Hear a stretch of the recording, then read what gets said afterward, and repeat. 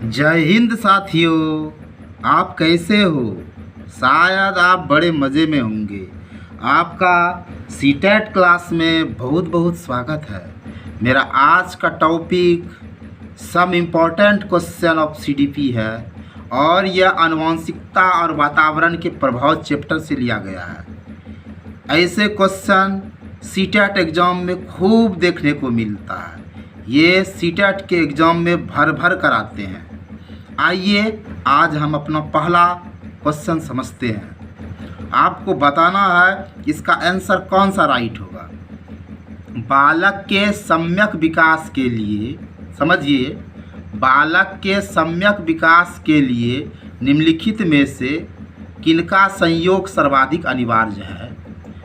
उसके विद्यालय एवं परिवार का, उसके वंशानुक्रम और वातावरण का, उसके परिवार एवं समाज का, उसके समाज एवं राष्ट्र का।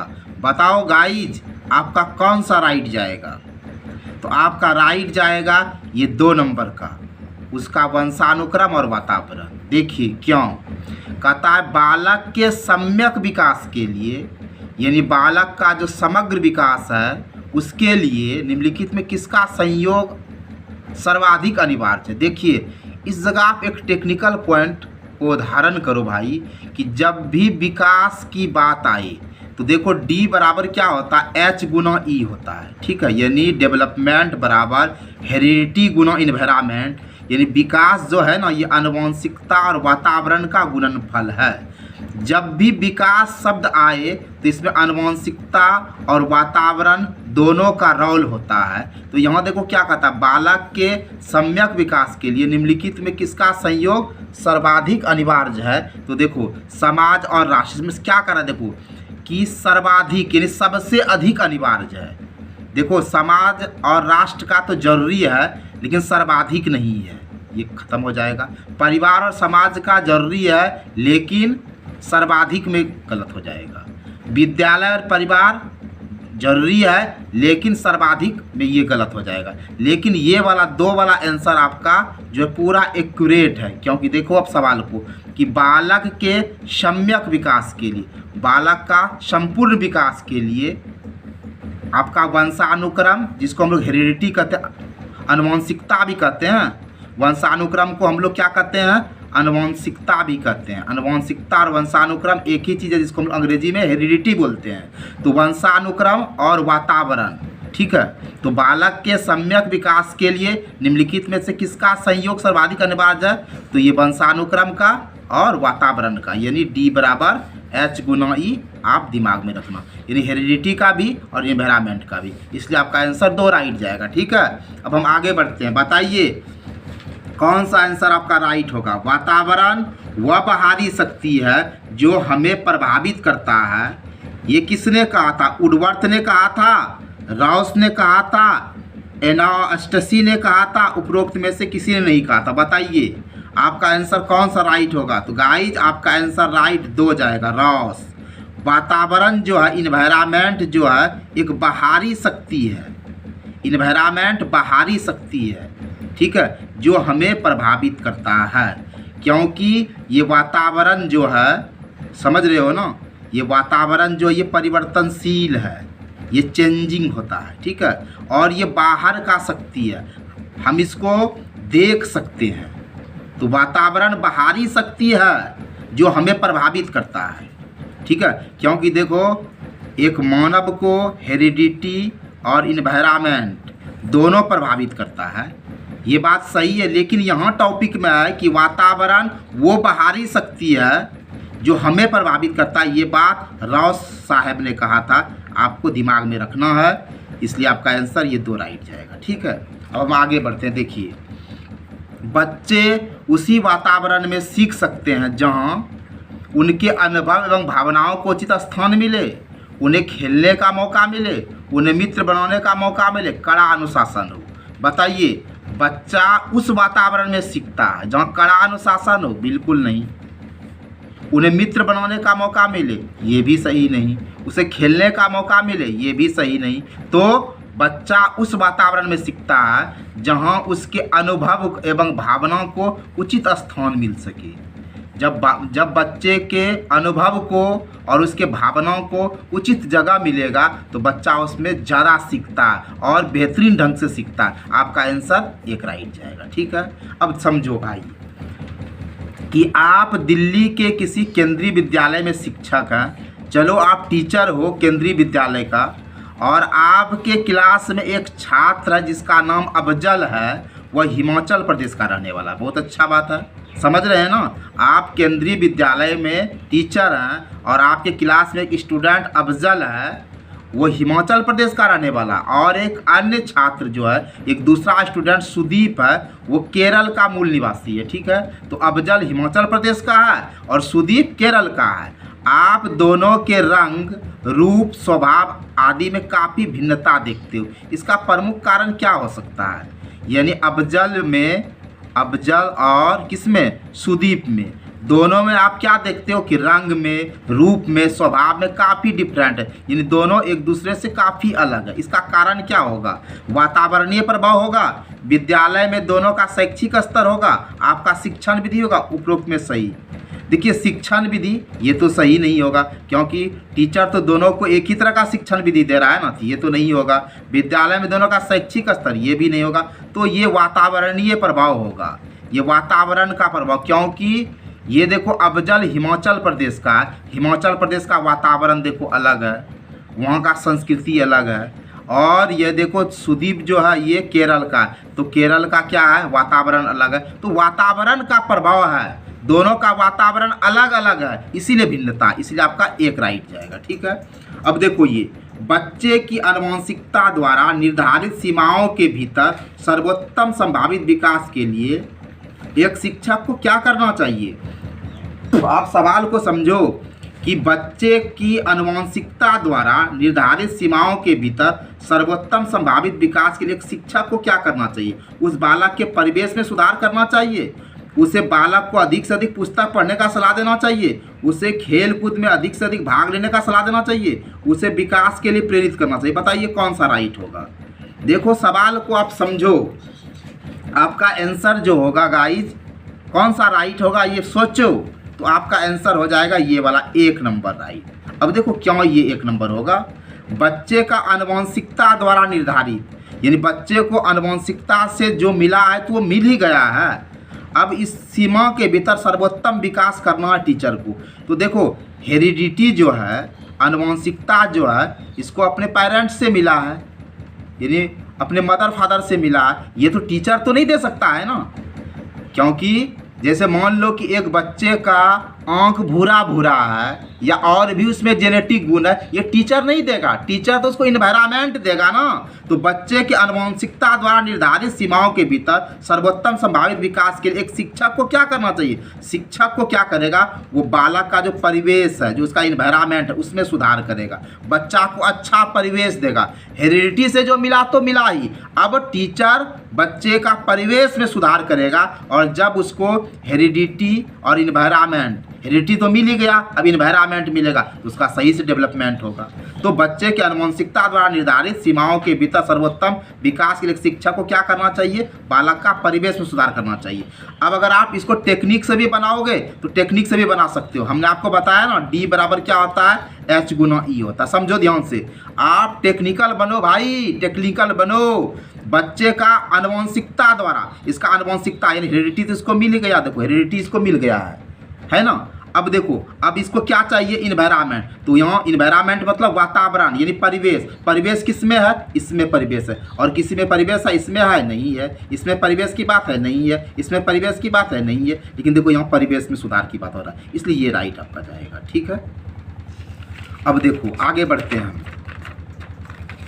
इस क्वेश्चन को देखो, बच्चे के विकास में उसके परिवेश का जो प्रभाव उस पर पड़ता है उसको हम लोग क्या कहते हैं? पालन पोषण कहते हैं, सामाजिक विकास कहते हैं, संवेगात्मक विकास कहते हैं, परिवेश का लाभ कहते हैं। कौन सा आंसर राइट होगा गाइज बताओ? तो आपका आंसर हो जाएगा ये पालन पोषण, ये 1 नंबर। क्यों होगा? देखो समझो, बच्चे के विकास में, एक बच्चे का डेवलपमेंट में उसके परिवेश का जो प्रभाव उस पर पड़ता है, अगर उसके परिवेश का, उसके इन्वायरमेंट का उस पर जो इफेक्ट पड़ता है उसी को हम लोग पालन पोषण करते हैं। समझना बात को, यानी बच्चे को जो परिवेश मिलता है, जो वातावरण मिलता है, उसका प्रभाव जो बच्चे पर पड़ता है उसी को हम लोग कहते हैं पालन पोषण। ठीक है, समझ गए, इसलिए ये राइट जाएगा। अब देखो फिर क्या है, परिवेश के प्रभाव मानव के डॉट डॉट और डॉट डॉट दोनों चरणों में बहुत ही महत्वपूर्ण है। एक मिनट गाइज। अब देखो क्या है कि परिवेश के प्रभाव मानव के डॉट डॉट और डॉट डॉट दोनों चरणों में बहुत ही महत्वपूर्ण है। कौन सा होगा, सामाजिक और आर्थिक। समाज, विद्यालय में शिक्षा, प्रसव, पूर्ण और प्रसव के उपरांत परिवार और विद्यालय में विकास। बताओ कौन सा राइट होगा गाइस। आपका राइट होगा ये 3 नंबर का, प्रसव पूर्व और प्रसव के उपरांत। परिवेश का प्रभाव, इन्वायरमेंट का प्रभाव मानव के डॉट डॉट, तो यहाँ प्रसव पूर्व मतलब प्रीनेटल एज जिसको कहते हो, यानी उसका जन्म से पहले, और प्रसव के उपरांत यानी प्रसव के बाद। उपरांत मतलब बाद होता है, दोनों चरणों में महत्वपूर्ण है। अब देखो इन्वायरमेंट, अगर प्रसव पूर्व यानी वो माँ के गर्भ में भी है तो वो अच्छा परिवेश खोजता है, अच्छा भोजन खोजता है, अच्छा वातावरण खोजता है, और जब उसका जन्म हुआ, जब वो माँ के गर्भ से बाहर आया तो उस समय भी उसका परिवेश का प्रभाव पड़ता है। अब देखो अगर परिवेश सही नहीं रहेगा तो प्रसव पूर्व भी बच्चे को दिक्कत हो जाता है, और अगर परिवेश सही नहीं है तो प्रसव के बाद भी, जन्म होने के बाद भी दिक्कत है। तो इसलिए परिवेश का प्रभाव जो है ना, इन्वायरमेंट का जो इफेक्ट है ना मानव का, प्रसव पूर्ण और प्रसव के बाद दोनों चरण बहुत महत्वपूर्ण, इसीलिए आपका 3 राइट जाएगा। ठीक है ना, यानी इन्वायरमेंट का, अच्छा इन्वायरमेंट का ज़रूरत जो होता है ये प्रीनेटल एज में भी ज़रूरी है और उसका प्रसव के बाद भी है, इसलिए ये आपका 3 राइट जाएगा। अब देखो क्या है सवाल, प्रत्येक छात्र जो है, प्रत्येक स्टूडेंट जो है स्वयं में विभिन्न है। बिल्कुल सही है, हर स्टूडेंट अपने आप में डिफरेंट है, एक जैसा नहीं है। इस तत्व का प्रमुख कारण क्या है, भौतिक वातावरण, सामाजिक वातावरण, वंशानुक्रम। बताओ केवल एक होगा, ए और बी होगा, ए और सी होगा, ये सभी होगा। तो आपका राइट ये 4 जाएगा, ये सभी हो जाएगा, क्योंकि प्रत्येक छात्र स्वयं में अलग अलग है। इसका मतलब है भौतिक वातावरण का भी असर पड़ता है।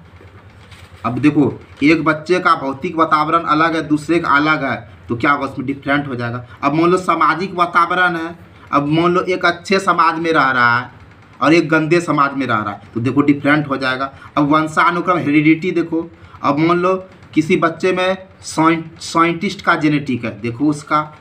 तो कहने का मतलब है कि प्रत्येक छात्र स्वयं से अलग होता है। इसके पीछे कारण भौतिक वातावरण का भी हो जाता है, सामाजिक वातावरण का भी हो जाता है, और वंशानुक्रम का, हेरिडिटी का भी होता है। तो ये तीनों हो जाएगा, इसलिए ये आपका 4 सही जाएगा। ठीक है, अब हम देखो आगे बढ़ते हैं। अब देखो क्या है, आपके कक्षा का एक छात्र, एक स्टूडेंट है, समझिएगा, कक्षा में रोज अनुशासनहीनता करता। आप एक टीचर हो, लाइक एज ए टीचर, आपकी कक्षा में एक स्टूडेंट है, ठीक है, और वो क्लास में रोज अनुशासनहीनता करता है, पूरा अनडिसिप्लिन की तरह करता है। आप इस समस्या का समाधान हेतु निम्न में से क्या उपाय अपनाओगे। एक टीचर हो, एक बच्चा रोज क्लास में अनडिसिप्लिन की तरह करता है, वो अनुशासनहीनता का परिचय देता है, आप टीचर के रूप में क्या करोगे। उसके वंशानुक्रम तथा वातावरण का पता लगाकर उसकी सही दिशा में मार्गदर्शन करोगे। छात्र को रोज पीटोगे तब तक कि वह कक्षा में अनुशासनहीनता करना नहीं छोड़ देता है। स्कूल से उसका नाम काटने के लिए प्रधानाचार्य को कहोगे, या उसका इलाज के लिए किसी अच्छे मनोचिकित्सक के पास लेकर जाओगे। इसमें कौन सा राइट होगा बताना आपको, बताओ गाइस। तो आपका आंसर सबसे राइट और अच्छा जो होगा ये 1 नंबर होगा, कि उसके वंशानुक्रम और वातावरण का पता लगाकर उसके सही दिशा में मार्गदर्शन करेंगे। क्यों, देखो एक बच्चा अनुशासनहीनता करता, अनुशासनहीन है, तो छात्र को रोज पीटोगे, पीटने से क्या होगा, उसके अंदर और भी हीन भावना हो जाएगा। पीटना कोई चीज़ का हल नहीं है, आप उसको पीटोगे ये गलत बात है, ये तो नहीं होगा।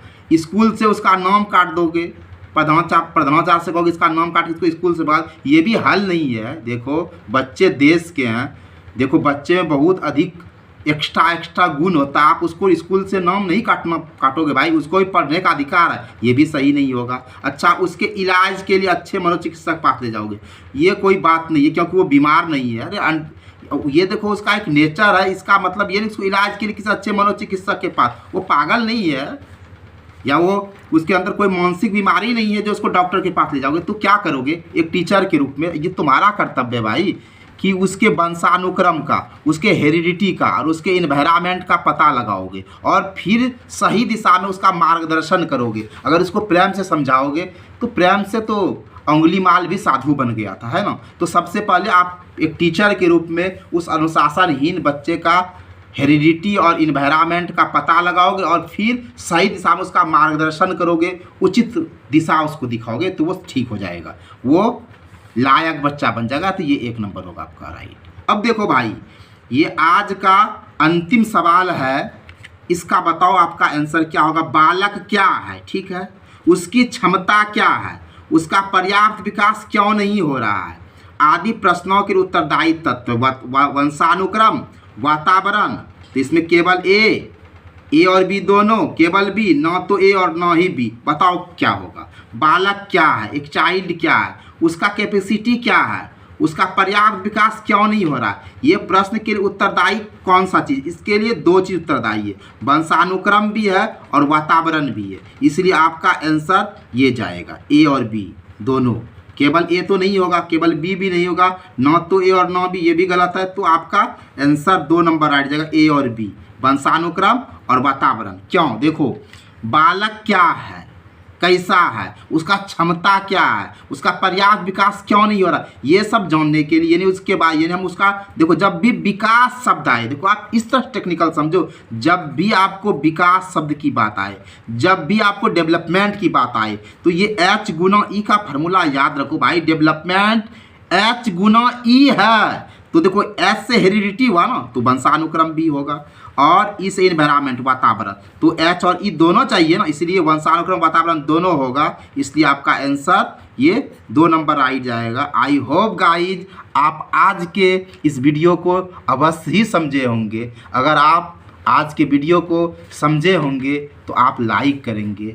आपसे अनुरोध है कि अगर आप मेरे चैनल को सब्सक्राइब नहीं किए हैं तो प्लीज़ सब्सक्राइब कीजिए, अपने दोस्तों में शेयर कीजिए, और आपसे अनुरोध है कि आप वीडियो को अंत तक देखिए और आप वीडियो को रोज़ देखिए। हम आपको विश्वास दिलाते हैं कि आपका सीटेट एग्ज़ाम बड़े ही मस्त ढंग से क्रैक होगा। आपको वीडियो वॉचिंग के लिए बहुत बहुत धन्यवाद। जय हिंद, जय भारत।